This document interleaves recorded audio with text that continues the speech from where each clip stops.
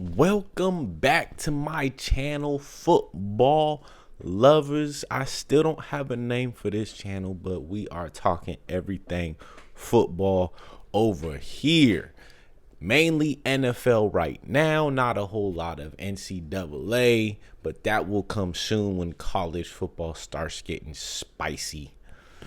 But today, I really just want to talk about something that's been on my mind since free agency started. A lot of moves have been made, some good ones and some bad ones. So I want to talk about a few bad ones pertaining to quarterbacks. 3 teams that I think that they just made some dumb moves at the quarterback position. 2 teams, not even surprised that they would make moves like this. Well, actually, I am kind of surprised that they would make moves like this, even for how inept they seem to be. They still managed to make some dumb moves, but there's one team that is clearly trying. They want to win. They're trying to make good quarterback decisions, but I just don't think that they did. So we're going to talk about that, and that will be today. This first team that I want to talk about that just made an absolute terrible decision at quarterback is the New York Jets. No one's going to be surprised by that. Now, if we just think back to when's the last time it felt like the New York Jets actually made a good decision at all relating to football? Maybe when they hired Aaron Glenn, it felt like things were going the right way. But ever since then, things just have not been going well for them. And they almost seem like they need to go back to being a college program and then graduate back to the NFL, just because I don't think they understand the pressure and what it takes to be an NFL program. I work at a gym, so the Jets almost seem like that little dude, that little scrawny kid going into the gym for the first time and thinking he's going to put up 135 right away. And then next thing you know, he's got the bar stuck on his chest and he can't get it up and he's looking for help. That's what the New York Jets are. The Jets are struggling under the pressure of 135. It's like, bro, just be a regular NFL program. And they can't do that. Because ever since they signed Aaron Glenn, you would think things were going the right direction. They signed Justin Fields, and it's like, okay, you're gonna give him a chance to prove himself as a quarterback with the full season outside of the Bears. That didn't go well at all. Throughout the year, they picked up like 3 first-round picks within the span of like 2 weeks. They trade Sauce Gardner. They get 2 first-round picks. They trade Quentin Williams. They get a first-round pick in 2027. It's like, okay, maybe they're just preparing for next year. And then we get to the end of the year, and Aaron Glenn fires his whole coaching staff. Like, bro, you're the one that hired them, and you're blaming them for how the season went. Okay. And then we get to free agency, and you could just tell that the Jets are going nowhere but in circles. That's what's going on. Aaron Glenn will be out as coach next year. I'm guaranteed of that. I'm positive that's going to happen. And because this is just embarrassing what just happened. They just traded. Meaning that they gave up something to get Geno Smith back on their team. Okay? Let that sink in. They gave something away to get Geno Smith. Who in their right mind would do that? You just saw the season that he had with the Raiders. And now the Raiders have the first overall pick. The Jets have the 2nd overall pick. So, like, the Jets seem like a team, like, that meme with that black dude standing behind the tree doing this with his hands? They're like, oh, yeah, shitty quarterback over there. Let's go get him. That's what they say. They traded something away for him. I think it was like a 6th round or a 7th. Who gives a damn? I would not go get Geno for an 8th round pick. Nothing. Like, they're absolutely crazy. So Geno's been on I think he's been on 5 teams. I had to look this up, man. He started with the Jets. Rookie year 8-8, went 500. Year 2, won 3 games. Year 3, got punched in the face by a teammate, broke his jaw, never played again. Then he went to the Giants. Then to the Chargers, I don't even remember that. He was there for 1 year. I don't remember that. I really don't. I think I had stopped watching football at that point. There was a few years where I stopped watching football, and I think it was during that time. So Geno Smith was on a team. Thank God they got rid of him. He goes to the Seahawks. His first couple years, Russ was still there. Then Russ leaves, goes to the Broncos. Geno plays a couple years, has a couple good seasons, little resurgence. He said they wrote me off and I didn't write back. That was kind of hot. That was a good bar right there. He was getting some props for that. And he was just mediocre the last year that he was there. And then he goes to the Raiders. Raiders has an actual dump as a season. And now the Jets want him back. It's like, okay, you saw him before he was good. You saw him during him being good. Now he's back to not being good, and that's when you want him again. I could understand if it was coming from the Seahawks, coming off of a couple good years, decent years, taking him. It's like, okay, we want him back.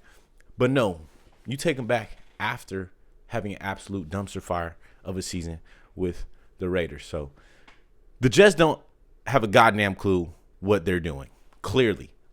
Personally, I would just keep Justin Fields. He's a better athlete than Geno.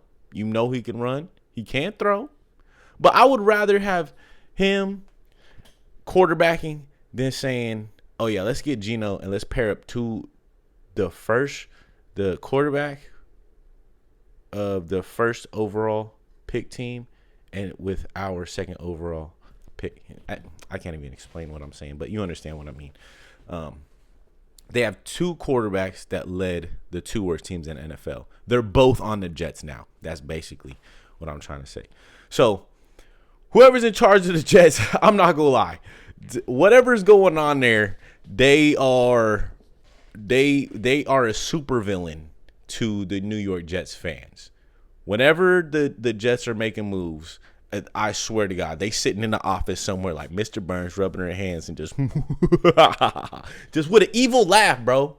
They just got an evil laugh back there because they don't have a goddamn clue what they're doing. So nothing else needs to be more said on that situation. Okay, and another team that I don't think they have a clue of goddamn what they're doing is the Atlanta Falcons signing Tua Tagovailoa. Now, I made another video how this was one of the top 5 worst free agent signings of the other day when free agency began. I don't understand this. Like, okay, so Kevin Stefanski, new head coach, he's got a new lease on opportunity. He was with the Browns. He was regarded as a good coach. For some reason, they went to the playoffs with Baker Mayfield. They haven't had much success since then. Last year was an absolute disaster. You draft 2 quarterbacks. You get Dylan Gabriel in the 3rd. You get Shador in the 5th. You start the year with Joe Flacco. Things ain't going well. You trade him away in the division. They got made fun of that. You start Dylan Gabriel. He's teeny tiny baby. He gets hurt. Shador comes in, has a couple good games. Ends the season. Kevin Stefanski gets fired. Some bad quarterbacks moves made that happen. He comes over to the Falcons. Whew. All right, I get to start over. What up, Michael Pettis Jr.? Oh, you got a couple busted knees. We got Kirk Cousins in the building. He's an older vet. He's still under contract, but you could go. It's all right. We already paid you a lot of money. You can go. We go bring in Tua. Bro, what is going on? Like, what are they doing? It makes no sense. I just don't understand how you can make these decisions at the quarterback position and feel secure moving forward. Now, obviously, Tua is not a long-term decision, but he shouldn't even be a short-term decision. I would have kept Kirk Cousins. Just keep him in the building. You're already paying him money. You don't have to let him leave. But now that he's going to leave, he might actually go to a good team, maybe back to the Vikings. I heard that he might possibly go to the Raiders and mentor Fernando Mendoza. That's a possibility. I'm not sure. But that's beside the fact. Just bringing Tua in Now, I understand why they did it. Cheap quarterback, I think they only got to pay him somewhere around $1 million. He's got some experience starting. So if he has to play, I guess you can feel semi-comfortable doing that. And you know if he has weapons around him that he can be manageable. He can be a manageable quarterback. When he had Tyreek still in his prime, Tyreek went off, had one of his best years. They made it to the playoff, got bounced, but, you know, they had a decent year. They put up 70 on the Broncos. So there is that capability. He's got Bijan. When Tua was with the Dolphins, he had Raheem Mostert and Devon Achane. So, and they had a good run game, so that was there to help Tua out. So you got Bijan, who's, to me, he's a top, 3 quarterback. Honestly, I think he's number 1, but he's no less than top 3 running back in the game. Then you got a good receiver in Drake London. Kyle Pitts is supposed to be a good receiver, tight end. So there's some weapons around him. So you could kind of see it in your brain where it's like, okay, if we could just get him manageable, we could have some success with Tua. But, man, it's just the optics. I don't like the optics. You got a quarterback who's injury prone with his knees, Michael Penix. You got a quarterback that's injury prone with his head. Tua you just cut a quarterback who came off an Achilles tear. There's a whole lot of injury energy going on around the Atlanta Falcons quarterback room, and I just don't like it. To me, this just makes no sense. But I'm sure somewhere they're gonna rationalize it. Who knows? We just got to see them start playing games, and maybe it'll look better than it is. But to me, this was just a dumb move. I'd rather personally keep Kirk Cousins in the building, but for some reason they wanted to bring in Tua. And if you're a Falcons fan, I know this cannot be energizing at all. There's no way you're happy to see this move with the Falcons. So this is really just coming from a non-inspiring place. You know what I'm saying? It's like, it's not the worst move in the world. It's not as bad as the Jets getting Geno back. I'll tell you that. But it's just an uninspiring move. There's nothing exciting in this area. I guess they had other couple free agency acquisitions that could make you feel a little bit optimistic, but it's just the first year and your first move at being head coach is to bring Tua at quarterback. Like, what's going on, dude? What's going on? Like, let Michael Penix flourish or fail. Let him flourish or fail, and then decide to move on or draft another quarterback or keep Michael Penix. Do one of those things, but don't just chase your tail, dude. Don't just chase your tail. And thirdly, in this conversation, but not leastly in this I guess this is the most, understandable acquisition or retention. We're gonna say the Colts re-signing Daniel Jones. I did not like this move. I thought it was absolutely dumb move. I say absolutely a lot. It was a dumb move for the Colts to sign Daniel Jones to this specific contract. Now, 2 years, $88 million, worth up to $50 million, or worth up to $100 million. My question is, did you look anywhere else for quarterback play? Because I'm not sure what you saw in Daniel Jones that said we need to have him on our team for the next 2 years. Okay? He's coming off an Achilles tear and a broken leg. I understand that he had a good start to the year with the Colts, right? 7-1. I believe 8-2 overall as a starter.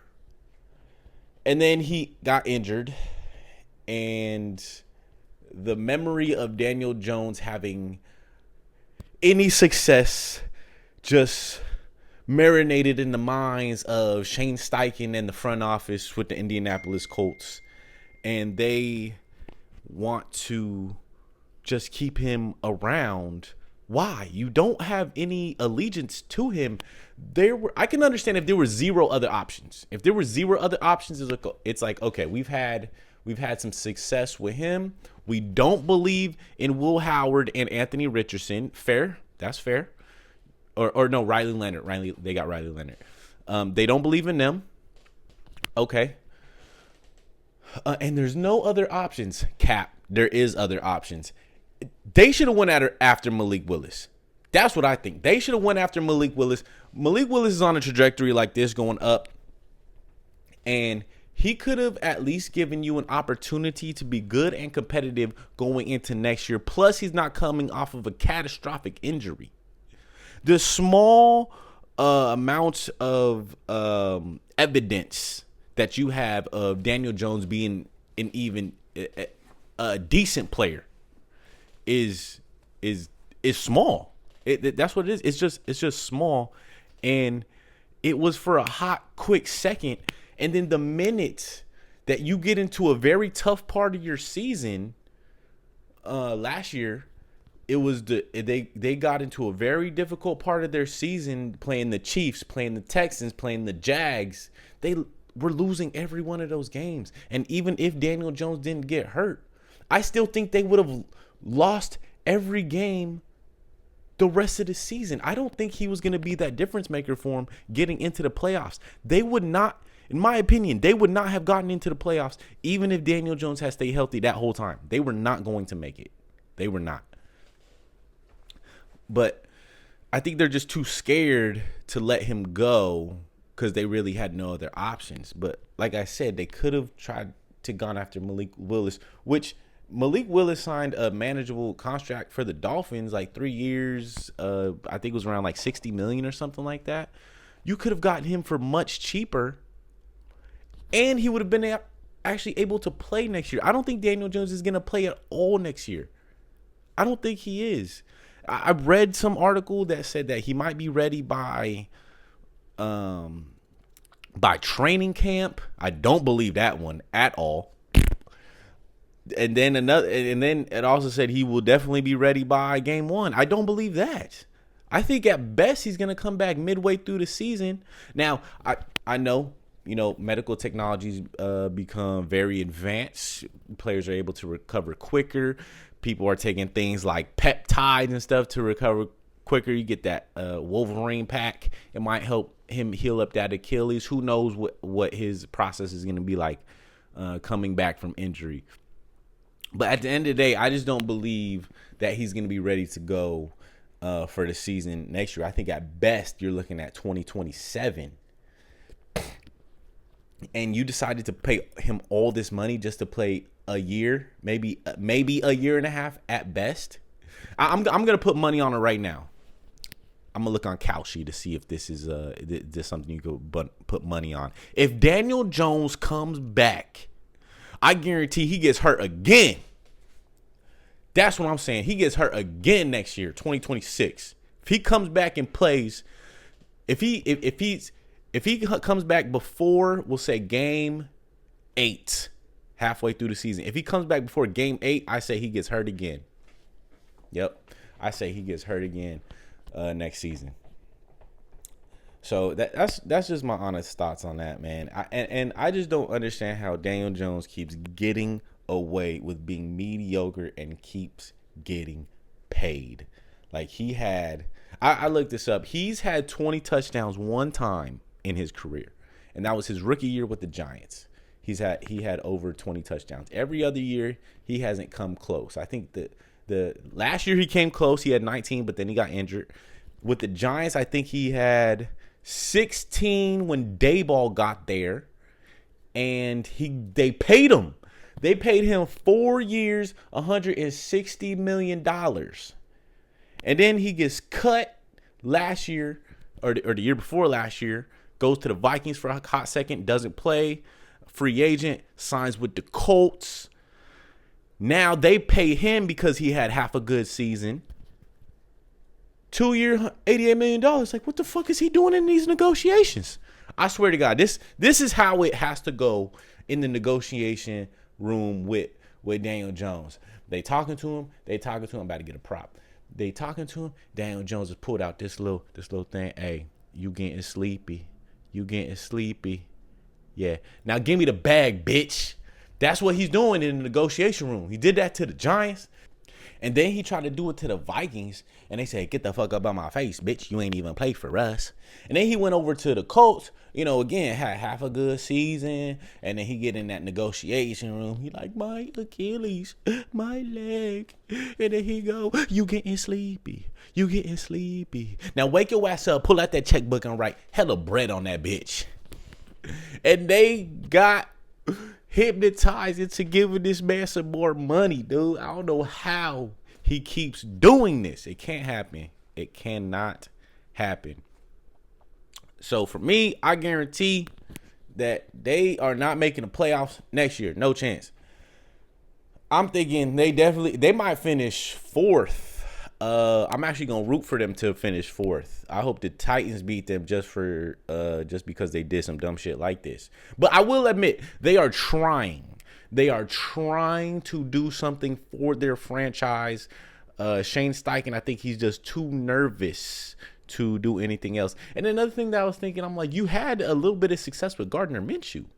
Okay, if you couldn't get Malik Willis, that's fine because it seems like he was going to the Dolphins the whole time anyways. Could have brought in Kyler Murray, but a lot of people don't seem to like him. So even if you didn't want to deal with his shenanigans, Gardner Minshew, bro, it's like you were like one pass away from going to the playoffs with him, and he's healthy. Like, why are you so dead set on Daniel Jones's mediocrity? I do not get it. But anyways, good luck to the Colts. Hopefully y'all get the second pick in the overall draft next year. That's what I'm rooting for, since y'all want to be some dum-dums.